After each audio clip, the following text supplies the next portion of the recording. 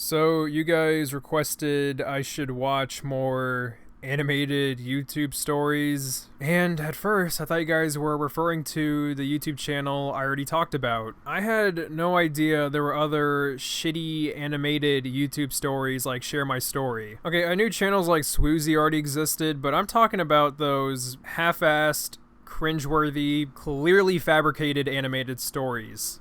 So, the channel we'll be looking at is called My Animated Story. Just like Share My Story, the animation is shit. The people in the thumbnails look nothing like the people in the video. And it is 100% fake. Do I know that for sure? No. Do I care I don't have proof? Not really.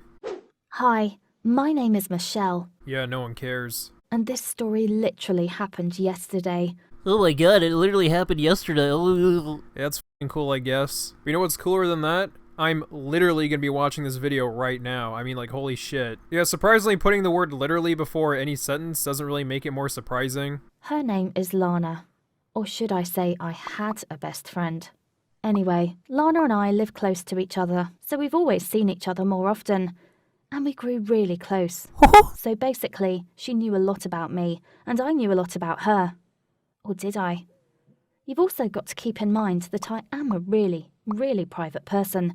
Yeah, I could tell by you sharing your private story on YouTube for millions to see. Could you be more contradicting? And I hate telling people personal things, so Lana is an exception. And so are the millions of people who have seen this video. So, 5 of us came over to Lana's for a sleepover because one of our friends, let's call her Judy, got sick. Looks like Judy literally got the cancers. Can't say I blame her, I'm getting a couple of tumors myself while watching this shitty animation. That was not the first time we spent the night at Lana's.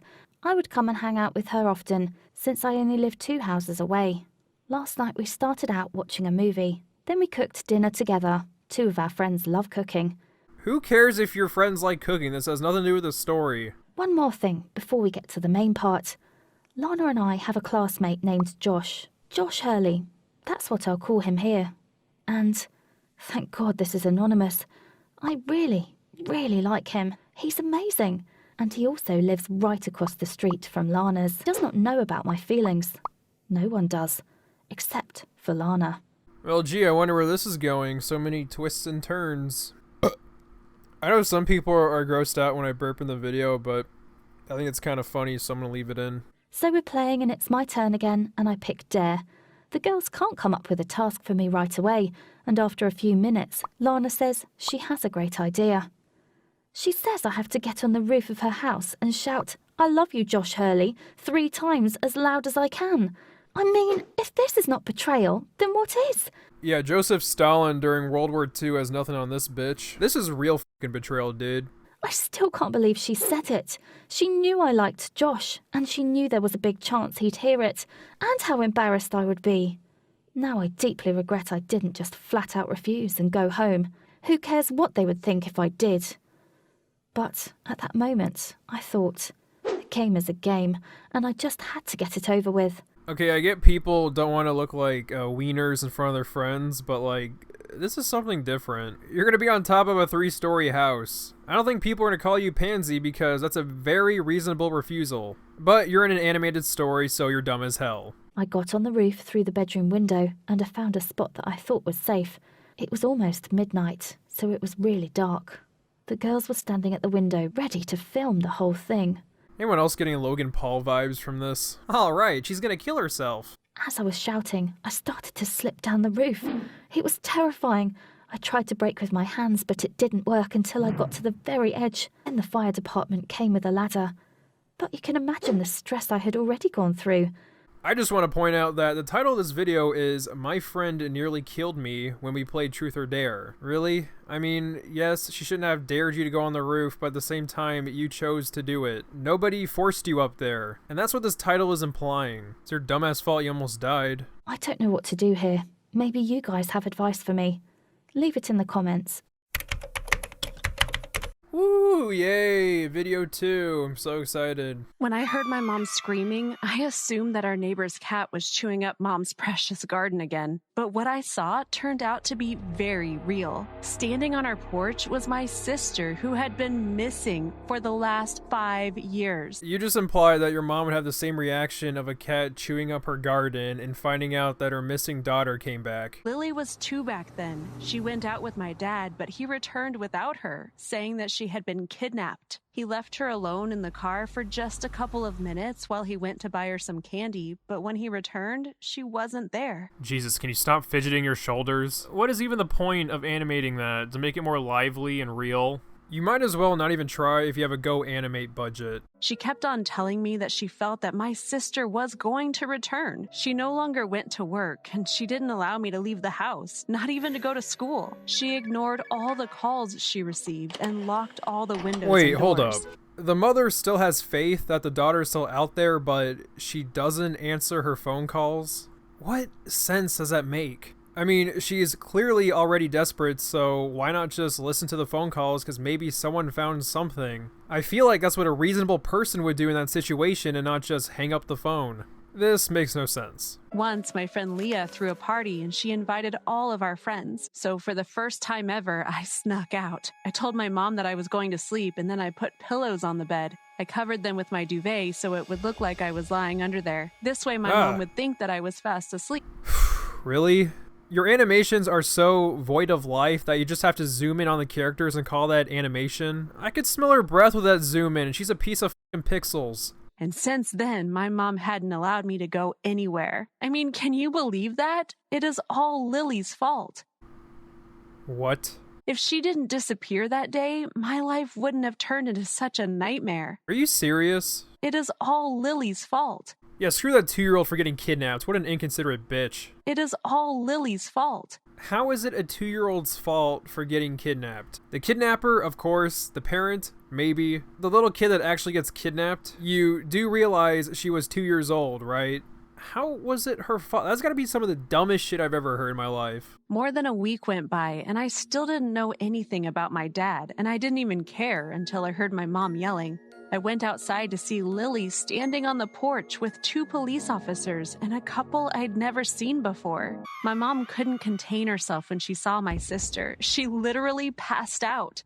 You know, for a second I thought maybe she didn't pass out, but when she said literally, then I just couldn't help but believe her. I asked them to explain what was going on, and they did. One of the policemen told me that a while ago they'd arrested some members of a gang who'd kidnapped children and sold them to people who couldn't give birth. And my dad had been a member of that gang. That's right. Because of his greed, my dad not only hurt a lot of families, he also sold his own daughter, his own flesh and blood for money. What kind of a father would do that? Okay, I know this shit happens, but if this actually happened, then I feel like we would have heard about it in the news or something. I looked it up, I didn't see anything relating to this topic. You're willing to tell me that gang lord father sells 2-year-old daughter doesn't make it into the news? Yeah, I'm gonna have to call bullshit. How could someone be so heartless? You're one to talk. It is all Lily's fault. The family insisted to be with my sister when she returned home so they can apologize to my mother about all the pain they had caused her. I'm not sure whether my mom will ever accept their apology.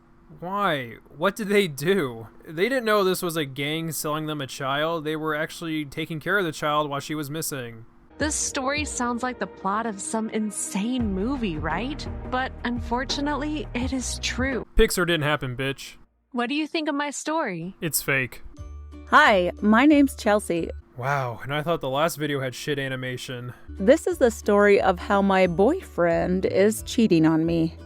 But also why the situation is pretty good for me. I think my biggest pet peeve with these videos is that they try to normalize deviant behavior. It's just a bunch of fucking weirdos acting like they're being normal. It's like watching aliens pretending to be human. Like, just admit you're an asshole and move on. I don't want to sympathize with you. I hate your guts. I met my boyfriend on my first day at my new school.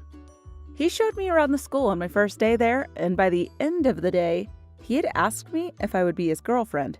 Damn, you put out easy. Where were these girls in my high school? Like, I would show my pee-pee to all the girls and they would just like either laugh or just report me to the police. He soon took me to his parents' house. I thought that was pretty early, but I didn't mind too much. They were really kind and welcoming to me. Okay, I know I keep ragging on the animation more than the actual story, but why are the parents' eyes bigger than the narrator's and the fruitcake? This looks like some Coraline shit. I don't know why I keep getting distracted. Maybe it's because the animation is that bad or the story is that boring. It's probably both. One day, we were in a cafe. I had just been telling a really funny story about my sister, and we were both laughing so hard we almost choked on our coffee. Was that really necessary to put in the video? I mean, a funny story about your sister and almost choking on coffee has nothing to do with the rest of the video. Why do they put this random filler shit in here? Well, maybe it has something to do with this YouTube channel constantly changing its titles after it uploads the video. So I wouldn't be surprised if the original title was, "I literally almost choked on my coffee and died." Or, "Starbucks employee probably poisoned me, send help." Andy was acting really strangely. I waited until he went to the bathroom and quickly looked at his phone that he'd left on the table. All the texts were from some guy named Marcel, and they were constantly writing, "I love you" and "I miss you." Did that mean Andy was cheating on me with another girl? On the message there was a photo of another guy. Was this Marcel? Well, judging from the fact that the name above the picture says Marcel, I'm gonna have to say yes. I mean, Jesus, you're a brunette. You should be a little smarter than this. Could my boyfriend be gay? I suddenly got angry and upset. I'd been cheated on before, and it was a horrible thing for someone to do to you. I told myself not to jump to conclusions too fast. Yeah, how do you guys like that lip syncing? Looks flawless to me. I also like how she's smiling after talking about something bad that happened in her life. So I waited for Andy to come back and tried holding his hand. He flinched away and then apologized, saying he just didn't feel very well and maybe he should go home. That was probably the right decision. You don't want to touch a gay man in the first place. You might catch their gayness. Many people have touched me before, and afterwards they become giggling fairies. I'm a diseased individual. I was sure that I was right, and I started to feel sorry for myself. Why did I always get taken advantage of? Because you're a woman and stupid. Actually, what I just said is tautological. I apologize for the unnecessary repetition. Andy was clearly just using me to pretend to his family that he wasn't gay. Andy messaged me the next day asking me to meet up at the coffee shop again. It seems Andy is not only a fudge packer but also illiterate. He apologized for his illness the day before and said that he'd gotten me a present to show me how much I meant to him. When I opened it, it was an iPhone. I couldn't believe it. I'd never owned one before because they were so expensive. Haha, you're poor.